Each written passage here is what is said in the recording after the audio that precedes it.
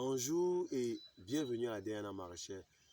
Pour ceux qui ne connaissent pas la DNA Maraîcher, c'est une structure agricole qui fait dans les productions animales et végétales. Si vous avez regardé dans mes dernières publications, ils étaient plus ou moins exclusivement sur les lapins. Donc, mais on ne se limite pas seulement aux lapins, la DNA Maraîcher. Le maraîcher, on ne peut pas parler de maraîcher sans parler de tomates.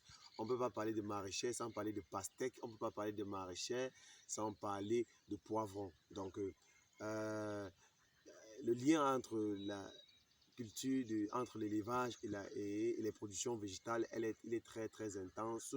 Donc là, nous allons vous présenter nos exploitations de tomates. Oui, et si vous regardez, nous avons pu développer un système de production agricole adapté au contexte africain et adapté aux, aux conditions camerounaises. Donc, si vous savez, l'agroécosystème fait de telle sorte que à chaque milieu correspond un type de production bien déterminé. C'est un peu cela. Donc là, nous sommes dans notre exploitation de tomates. Si vous regardez là, c'est les tomates. Les tomates ne sont pas tutorées. Les tomates ne sont pas tutorées. Si vous regardez là derrière moi, c'est la suite de l'exploitation, plus ou moins en haut. Oui.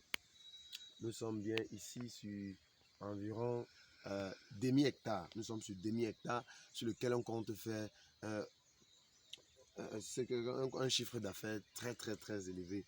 Donc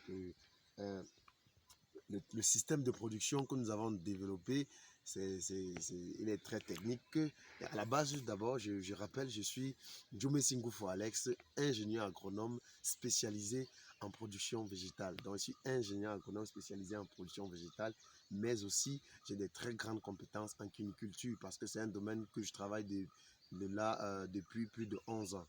Et les maraîchers, je suis à 8 ans. Donc, c'est un peu cela. Si vous allez, là, je vous présente, nous sommes dans ma petite parcelle de tomates et on va un peu fouiller. Chez nous, on dit on fouille un peu les pieds. Donc, si tu peux rapprocher la caméra, il y a les tomates là, ici, il y a les tomates partout. Si vous regardez partout là, ce sont les tomates. Ce sont les tomates. Là, quand on va toucher, ce sont les tomates. Il ne faut pas toucher fort parce que ça va sauter. Il y a des tomates partout, partout, partout, partout, partout, partout, partout. Ici, regardez là, les tomates partout, il y a l'herbe, il y a les tomates là, il y a les tomates, il faut regarder, ils sont là, ils sont partout versés de part et d'autre. Donc ça c'est un non tutoré. Et ne confondez pas un système de production, donc une copie on va dire quoi, une copie non réfléchie de ce système de production. Donc il y a des spécificités. Comment, pourquoi appliquer un tel système de production? Je vous rappelle ici, nous travaillons en association les tomates associées avec du basilic. Dans mes prochaines vidéos, je vais bien vous expliquer pourquoi je fais cela. Bon, je peux commencer par vous dire que le basilic augmente. Lorsque le basilic est en proximité des tomates, ça augmente la qualité organoleptique des tomates, c'est-à-dire le goût.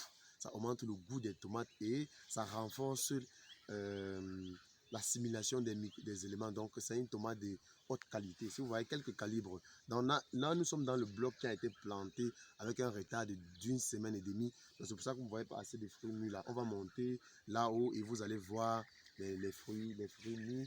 Bon, avançons un peu dans l'exploitation. Donc, le déplacement ici est un peu compliqué. Mais il y a beaucoup de personnes qui vont dire comment faire des tomates pour ne pas pouvoir se déplacer à l'intérieur.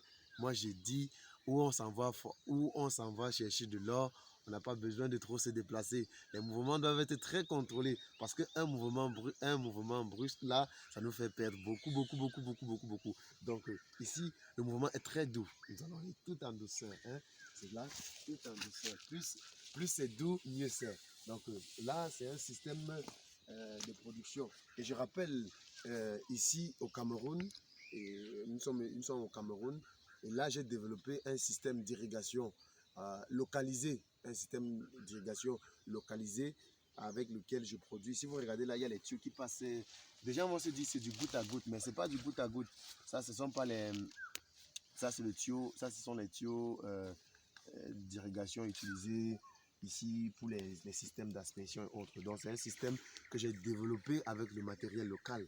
Pour pouvoir irriguer mes tomates. Donc si vous regardez cette demi-hectare, il y a juste 2 personnes qui travaillent dessus. Donc puisque en matière d'agriculture, la main-d'œuvre se fait de plus en plus rare. Beaucoup de personnes ne s'intéressent pas trop à l'agriculture, mais c'est un domaine porteur. Et donc, on essaye de développer des systèmes qui permettent de produire en minimisant la main-d'œuvre. Et si vous savez bien, la tomate, c'est une culture qui demande extrêmement de main-d'œuvre. Extrêmement. Oui, oui. Je profite toujours. Il faut visualiser toujours la production de cette tomate. La production de cette tomate, elle est très bonne. Et ici, on a des plantes qui peuvent atteindre les 200 fruits. Donc, une production de 200 fruits par plante. Oui, avec une bonne taille. Si vous voyez là, les plantes sont à plus de...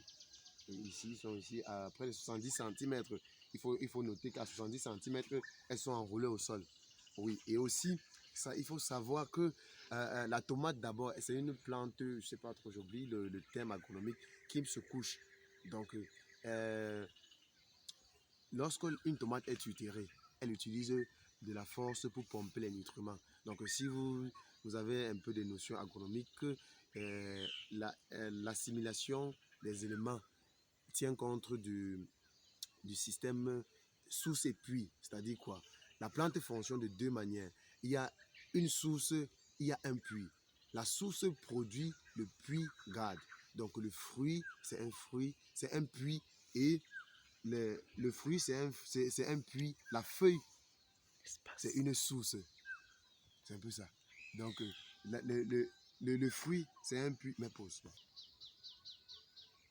Donc, comme j'expliquais, c'est un système puits-source. Donc, l'assimilation, plus la plante est couchée, plus la sève circule librement. Mais aussi, il ne faut pas copier bêtement parce qu'il y a des spécificités à chaque système. Donc, nous allons un peu légèrement marcher dans la parcelle pour pouvoir visualiser un certain nombre de trucs. Oui, visualiser. Ici, vous voyez là, il y en a des calibres. Bien là. C'est ça, c'est un calibre. Regardez ce bouquet-là. C'est combien de fruits? 6 fruits, mais de très bon calibre. Regardez ce fruit, ce calibre. Très gros. Celui-ci, par exemple, il couvre ma main. On va monter un peu où les fruits sont un peu mis là. Visualisez. On va monter. Les fruits sont là, ils sont pas grands. Vous voyez là, on a les fruits qui commencent à mûrir. Donc, je rappelle qu'ici, nous sommes à 2 mois, 3 semaines après la transplantation. C'est un peu cela. Si on monte, on essaie de monter. Il y en a des fruits là. C'est ce bloc qui a commencé à mûrir. Oui, mais ici, les plantes sont plus vieilles. Donc, elles ont été repiquées. Un peu plus tôt. Voilà, là, va les frais.